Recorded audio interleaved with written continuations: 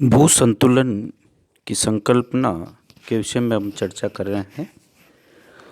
भू संतुलन का विचार विद्वानों के मस्तिष्क में 1735 से 45 की अवधि में आया था।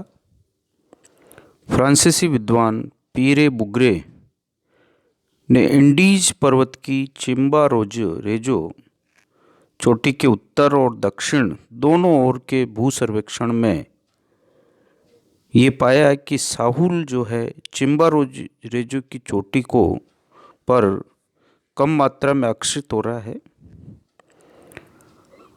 इंडीज पर्वतों के गुरुत्वाकर्षण का साहुल के ऊपर बहुत ही कम प्रभाव देखने को मिला। इसी तरह के घटनाक्रम 1859 में गंगा और सिंधु के मैदान में हिमालय के पास अक्षांश रेखाओं के निर्धारण करते समय surveyor general sir George Everest के सामने भी आई। हिमालय के दक्षिण में कल्याण और कल्याणपुर नामक दो स्थानों का प्राट के निर्देशन में भूगणितीय सर्वेक्षण किया जा रहा था। कल्याण हिमालय के पास स्थित है और कल्याणपुर जो है कल्याण से दक्षिण में 599 किलोमीटर की दूरी पर स्थित था। इन दोनों के स्थानों के अक्षांशीय निर्धारण में के लिए जब त्रिभुजीकरण और खगोलीय विधियों के द्वारा सर्वेक्षण किया गया तो दोनों में सर्वेक्षणों में जो अंतर आया और वो जो अंतर है 5.236 का आया, 5 डिग्री और 5.236 का जो अंतर आया उसके कारण से सर्वेक्षणकर्ताओं को ये सोचने पर मजबूर होना पड़ा कि पर्वतीय जो क्षेत्र है उसका जो गुरुत्वाकर्षण है वो साहुल को कम आकर्षित कर रहा है, उसकी आकर्षण शक्ति कम है पर्वतीय भागों का। हिमालय पर्वत की शैलों का घनत्व 2.7 मानकर जब उन्होंने इस गणना को किया तो उन्होंने पाया कि इसके हिसाब से साहुल को अधिक आकर्षित होना चाहिए और ये अंतर नहीं होना चाहिए। लेकिन जब उन्होंने इसको देखा हिमालय की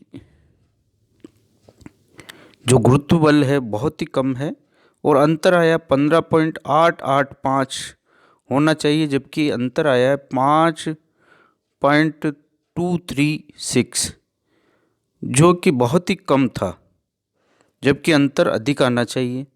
इससे ये लगा कि हिमालय पर्वत जो है हल्के पदार्थों से बना हुआ है और इसी से निकलकर समस्थिति भू संतुलन या जिसको अंग्रेजी में आइसोस्टेसी कहा गया है।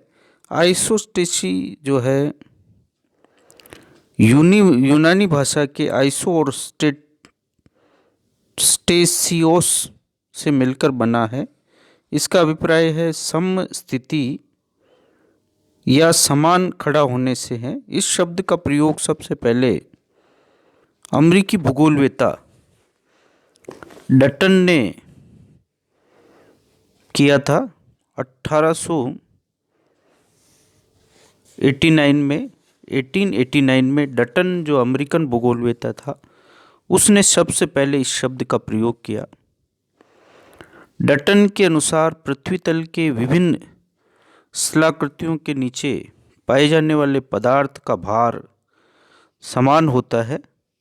उसका मत था कि ऊंचे उठे भागों का घनत्व कम है तथा निचले भागों का घनत्व अधिक होता है।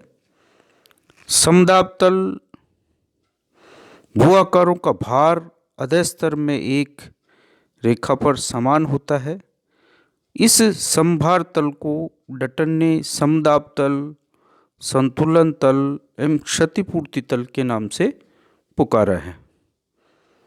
आइसोस्टेसी को परिभाषित करते हुए भूगोलवेत्ता आर्थर होम्स ने बताया, धरातल पर पाए जाने वाले विभिन्न स्थलाकृतिक स्तंभों जैसे पर्वत, पठार, मैदान के मध्य पाई जाने वाली संतुलन स्थिति को भू संतुलन या समस्थिति कहते हैं। J.A. स्टीयर्स के अनुसार धरातल जहाँ कहीं भी संतुलित हैं वहाँ समान धरातल के नीचे समान भार होता है।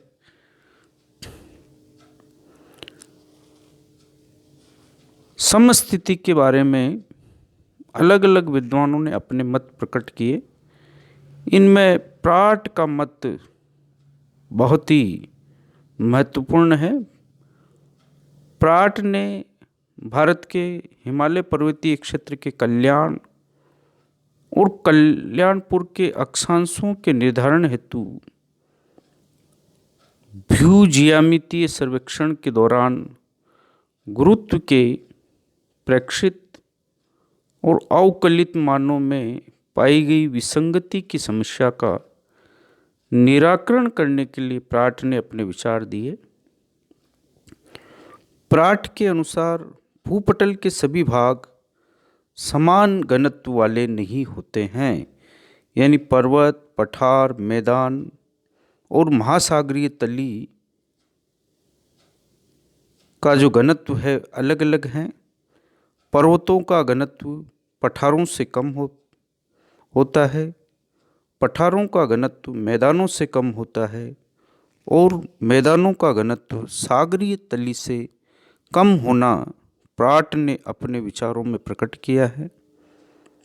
यानी जो भाग जितना नीचा है उसका घनत्व उतना ही अधिक है और जो भाग धरातल पर अधिक ऊंचा है उसका घनत्व उतना ही प्राट के अनुसार कम है। प्राट के अनुसार क्षतिपूर्ति तल के ऊपर विभिन्न खंडों की शैलों के घनत्व में भिन्नता होती है। क्षतिपूर्ति तल के नीचे समान घनत्व रहता है। प्राट के मत के अनुसार समान गहराई किंतु विभिन्न घनत्व वाले स्तंभ पर केंद्रित हो रहा है। समान गहराई किंतु विभिन्न घनत्व वाले स्तंभ पर केंद्रित रहा है। Column of uniform depth with varying density, यानी समान गहराई है लेकिन विभिन्न घनत्व वाले जो स्तंभ हैं वो एक ही क्षतिपूर्ति तल पर खड़े हुए हैं। सामने जो चित्र है उसमें हम देख रहे हैं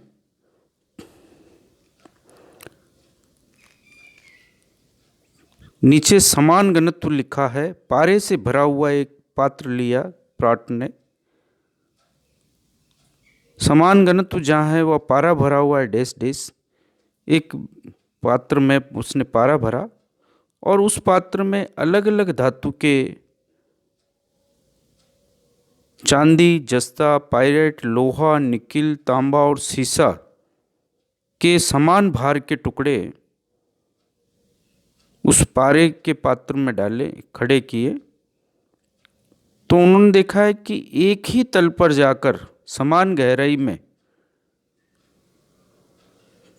विभिन्न धातुओं के जो खंड हैं वो एक ही गहराई में डूबे हुए हैं, लेकिन उनकी जो ऊंचाइयां हैं वो ऊपर की ओर विभिन्न प्रकार की है। यानी प्रत्येक जो टुकड़ा है उस धातु का उसका अलग अलग घनत्व है।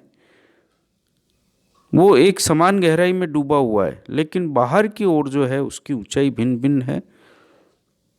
जिस धातु की ऊंचाई अधिक है उसका घनत्व कम है और जिस धातु की ऊंचाई अधिक है उसका घनत्व कम है और जिस धातु की ऊंचाई बहुत कम है उसका घनत्व सबसे अधिक है। यानी शीशे का घनत्व अधिक है और पाइराइट का घनत्व जो है कम है।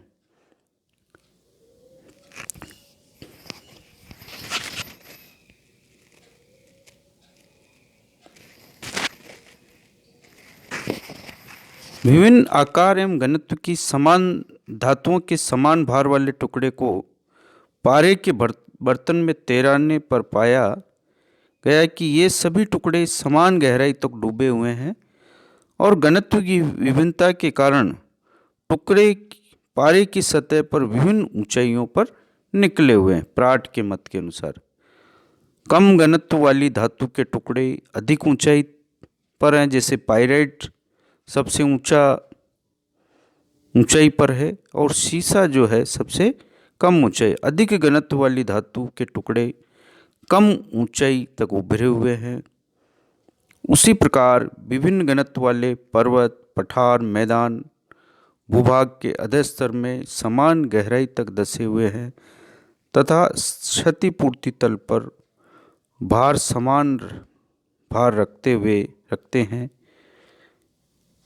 जिस प्रकार से पाइराइट का घनत्व कम है, उसी तरह से पर्वत का घनत्व भी कम होता है। वो धरातल पर सबसे ऊंचाई की ओर उभरा हुआ है और सागर तली का घनत्व अधिक है, जो नीचे गहराई में समान धसे हुए हैं लेकिन नीचा भाग है। इन सभी पर्वत, पठार और मैदान के नीचे सभी भूभागों का घनत्व समान पाया जाता है। धन्यवाद।